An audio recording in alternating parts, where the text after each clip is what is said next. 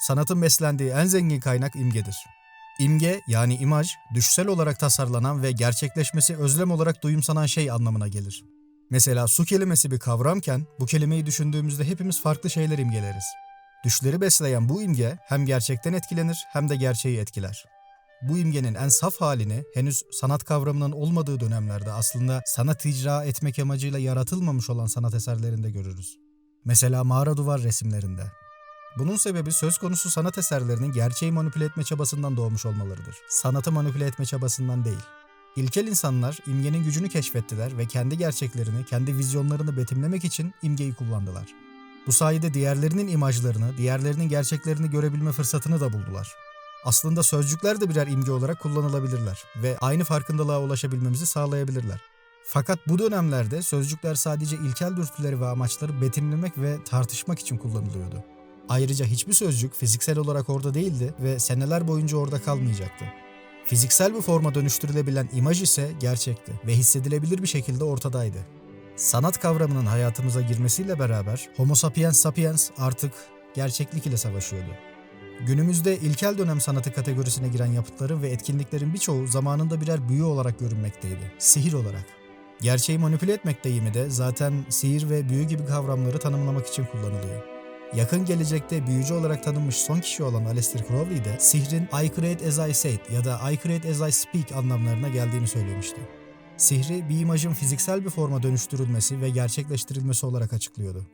İnsanlar yüzyıllardır sanat kavramının ne olduğu ya da ne olamayacağını tartışmaktalar. Sanatı ve onun metodunu tartışmaktalar. Sanat kavramını tartışmadan önce sanatın metot ile arasındaki ilişkiyi bilmemiz gerekiyor. Metodu olan bir yapıt, dolayısıyla kendi içerisinde tutarlı olan bir yapıt, gözlem yapan her insan için farklı bir anlama gelecektir. Bir mağara duvarına bırakılmış el izleri mesela, o izi bırakan insanlar için bir sembol ya da bir işaret iken gözlemci için bir sanat eseri olabilir. Yani sanat, metottan bağımsız bir şekilde var olabilir. Zaten bu bakış açısıyla sanatı yaratanın aslında göz olduğunu da düşünebiliriz. Sanatçı ise alelade doğa olaylarını bile bir sanat eseri olarak gören gözün bu sanatı yaratan imgeyi bir metot olarak kullanmasıyla var olur. Ama kesin olan şey şu ki gözün olmadığı yerde bir sanat eseri de var olamaz.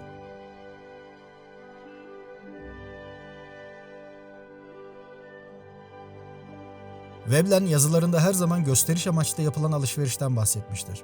Üst sınıfa mensup olma çabasından. İnsanların üst sınıfların tükettiklerini tüketerek kendilerini üst sınıftan hissettiklerini söylemiştir. Daha sonra Marx da aynı düşünceleri emek ve sermaye gibi kavramlarla açıklamış ve bir başka perspektif yaratmıştı. Marx'ın burada kritik bir tespiti vardır. Diyor ki, kişisel tatmin ve zevkte aşırı doz sadece bir sosyal statü arayışıdır. Marx, üretim ve çalışma gibi tüketimin de zorunlu olduğunu ancak ihtiyaçtan fazlasını üretmenin sorun yaratacağını söylemişti. Peki bu üretim, tüketim, sermaye gibi kavramlar sanat ve sanat eserlerini de kapsıyor mu? Birey ve toplum ilişkisinin manipülasyon üzerine kurulu olduğunu ve sanatın ise gerçeği manipüle etme çabası olduğunu düşünürsek, evet. Peki ya manipülasyona uğrayan şey, sanatın kendisi ise? Modern sanat ya da çağdaş sanat deyince aklınıza neler geliyor mesela? Henri Rousseau, Pablo Picasso, Salvador Dali, Barnett Newman, Piet Mondrian, Kazimir Malevich gibi ressamlar geliyor olabilir. Peki postmodern sanat deyince? Belki Andy Warhol ya da Damien Hirst, Marina Abramovic, Barbara Kruger. Postmodern sanat deyince muhakkak bazılarınızın kafasında müzayedeler de canlandı değil mi? Peki fonlar, vakıflar, peki ya milyarder iş insanları da canlandı mı? Ya da kara para aklama ya da vergi kaçırma. İngiliz sanatçı Damien Hirst'ün serveti 2008 senesinde 1 milyar doları aşmıştı. 2007'de tarihin en pahalı sanat eserini sergilemişti. For the Love of God. For the Love of God 18. yüzyıldan kalma bir kafatasının 8000 küsur elmas parçasıyla kaplanmasıyla elde edilmişti. Bu kafatası aynı senenin yazı boyunca sergilendi. Fakat kendisine bir alıcı bulamadı. 800 sanat eserli Andy Warhol koleksiyoncusu Jose Mugrabi'nin oğlu Alberto Mugrabi, bir röportajda potansiyel alıcıların bu eseri satın almamalarının sebebini modern sanat piyasasının durumuna ve arz-talep gibi dengelere bağlıyor. Yine 2008 krizinden etkilenmeyen tek sektör modern sanat sektörü olmuştu ve şişmeye devam etmişti. Milyarderler neden beyaz zemin üzerine sadece 4 adet çizik atılmış bir tablo için 8 haneli paralar ödüyorlar? Satın alınan bu şey sadece bir sanat eseri değil de onun için. Bir milyarder bir eser başına milyonlarca dolar kar edebiliyor da onun için. Nasıl mı? Diyelim ki ABD Milli Gelirler Dairesi bu sene ABD vatandaşı bir milyonere 80 milyon dolar değerinde bir vergi borcu çıkardı. Yapacağı şey Gerçi bizzat kendisi uğraşmayacaktır ama 50 milyon dolar değerindeki bu sanat eserini satın almak olacaktır. Satın alınan bu tablo bir Freeport'ta depolanır. Peki Freeport nedir? Mesela Cenevre Freeport deposu neye yarar? Freeport özetle bulunduğunuz ülkenin vergi kanununa uyma zorunluluğu olmadan sanat eserlerinizi saklayabileceğiniz bir depo gibidir. Milyarderimiz 50 milyon dolar değerindeki bu tabloyu bir Freeport'ta sakladıktan sonra bir müzayede düzenleyerek satılığa çıkarır. Müzayede yani açık arttırmanın en güzel yanı ise bu eseri en az %40 daha değerli satacak olmaları. Bu da 50 milyon dolar değerindeki tablonun artık en az 80 milyon dolar civarında bir meblağda satılacağını gösteriyor. Peki bu tabloyu satarken vergi falan ödenmeyecek mi? O zaman şöyle yapalım. Milyonerimiz tabloyu satmasın. Bunun yerine 80 milyon dolar değerindeki tabloyu bir müzeye bağışlasın ve ABD Milli Gelirler Dairesi milyonerimize 80 milyon dolar değerinde bir vergi indirimi yapsın. Böylesi çok daha tatlı oldu değil mi? Aslında bu Ali Cengiz oyunlarına gerek bile yok. Tablo 80 milyon dolara bir milyarder tarafından da satın alınabilir. Tabloyu satın alan bu milyarderimiz hem kendi oyununu oynamaya başlayacaktır hem de bu oyunu oynarken samimi olduğu milyoner arkadaşını da görmüş olacaktır. Yani milyarderimiz söz gelimi 80 milyon dolar vergi ödemektense cemiyetinden bir milyonere 80 milyon dolar hibe etmeyi tercih edecektir. Yani bir insan başka türlü üzerinde 4 tane çizik atılmış bir tablo için neden 50 milyon dolar ödesin ki? Bu arz talep dengesi sadece modern sanat eserlerinde yok ya da sadece sanatta yok. Mesela medyayı düşünün. Yaşanan olaylar karşısında artık kendi düşündüğümüz şeyleri okumak ve izlemek istiyoruz. Beklediğimiz tepkiyi okuyamıyorsak, izleyemiyorsak bir başka kanala yöneliyoruz. Televizyon kanalını değiştiriyor, yorumlar okuyarak film seçiyor ya da sadece internet sayfalarımızı yeniliyoruz. İnsanları korkudan uzaklaştırmak ve salt bilgiyi egemen kılmak için hiçbir yol yokmuş gibi görünüyor. Serbest piyasa ekonomisine tamamen karşıymış gibi görünmek istemiyorum ama şu bir gerçek ki kapitalizmdeki bilgi teknolojiye, teknoloji de mülkiyet sahibine endekslidir. Ve amacı asla insanın mutluluğu değildir. Amacı sermaye için emeği sömürme yöntemleri geliştirmektir. Aydınlanma dedikleri şey hakikat karşısında donup kalmış ve kendini tahrip etmiştir.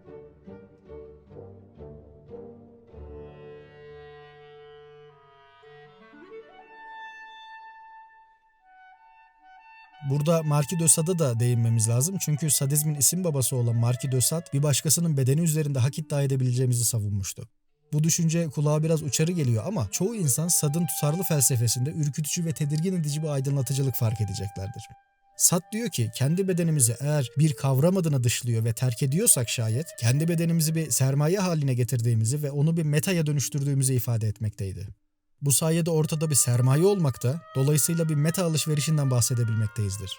Fakat Sade fikirlerinin temelini aynı aydınlanma çağında yaşamış olan Kant gibi isimlerin çıkarımlarını referans alarak oluşturmuştu ve bu dönemde alışveriş kavramı üzerine yapılmış felsefeler beden ve düşünce gibi kavramları da kapsıyordu. Aynı hatayı Adam Smith ve Marx gibi isimlerin de yaptığını görmekteyiz. Söz gelimi emek ve sermaye birbirlerinden çok uzak kavramlar değiller ki. Sermaye dediğimiz şey kristalize edilmiş emekten başka bir şey değil. Ulus Baker'in söylemiyle sermaye, burjuvazinin üzerine yattığı bir sürü kuşağın kolektif emeğinden başka bir şey değil ki aslında. Peki bir sermaye olarak kullanılan ve metaya dönüştürülen bir ürün için sanat eseridir diyebilir miyiz? Bunun için önce sanatı doğuran şeyin ne olduğunu anlamamız gerekiyor. Sanatın beslendiği en zengin kaynak imgedir demiştik.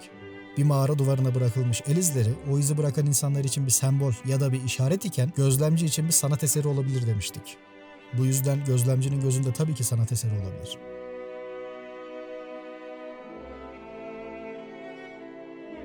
Sanatın tanımı ve tanımlanamazlığı bölümünde de gördüğümüz üzere kendisini sanatçı olarak görmeyen bir kişinin eylemini de sanat eseri olarak tanımlayabiliyorduk.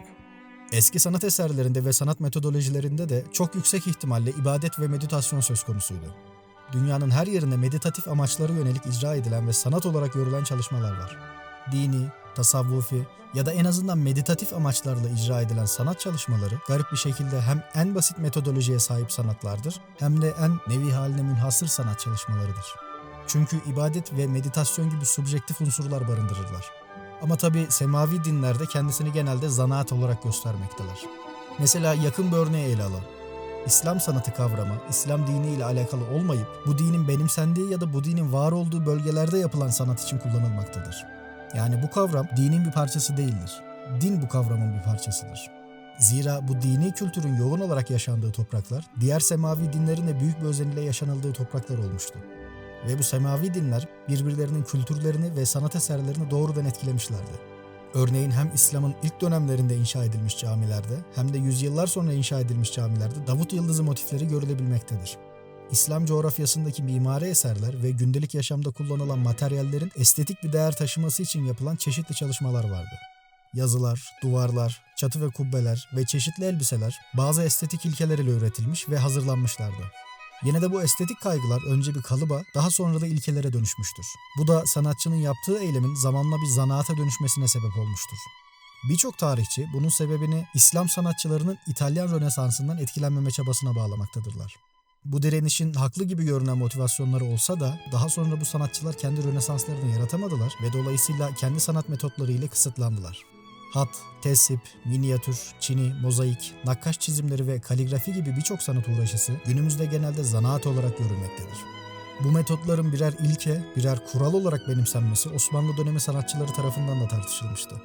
Bu sanatçılar artık insanlar tarafından zanaat eylemi olarak görülen bu eylemleri dinin kendi felsefesiyle temellendirmişlerdi. İslam felsefesi ve Platon'un felsefesi birbirlerine çok benzerler ve bu iki felsefede de gerçek vardır. Gerçek oradadır. Gözden bağımsız bir gerçek vardır ve göz genellikle bu gerçeği ancak bilebilir, yaratamaz. Zaten İslamiyet kelimesinin etimolojik kökeninde de teslim ve teslimiyet gibi kavramları görüyoruz. Bu sanatçıların sanatı bizzat bu gerçeği tahayyül etme çabasının ortaya çıkardığı eserlerdi. Yani adanma eylemi sanatın kendisini kısıtlamaktadır. Sanatın kendi metodolojisi tarafından kısıtlanması da dediğimiz gibi sanatın kendi Rönesans'ını yaşayamamış olmasından geliyor. Dini, tasavvufi ve meditatif sanat çalışmalarındaki adanma eylemi bu sanat metodunun bizzat kendisine yapılmaktadır demiştik ya. Yine bir İslam sanat unsurundan bahsederek bunu örnekleyelim. Mesela bir nakkaşın eyleminin en afili tanımı şöyleydi o zamanlar. Nakış, Allah'ın alemi nasıl gördüğünü nakkaşın aramasıdır. Ve bu eşsiz görüntü ancak yoğun bir çalışma hayatından sonra gözler yorulup nakkaş iyice yıprandığında ulaşılan körlükten sonra hatırlanarak olur. Demek ki Allah'ın alemi nasıl gördüğü bir tek kör nakkaşların hafızalarından anlaşılabilir.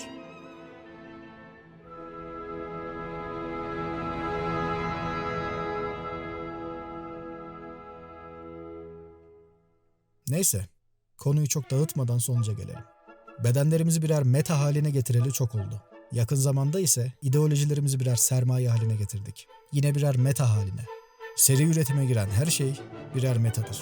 Ve hepimiz aynı sadist sistemi beslemekteyiz. İdeolojilerimizin alınıp satılabilmesi bile büyük bir mesele değil artık. Siyasetçiler için zaten değildi.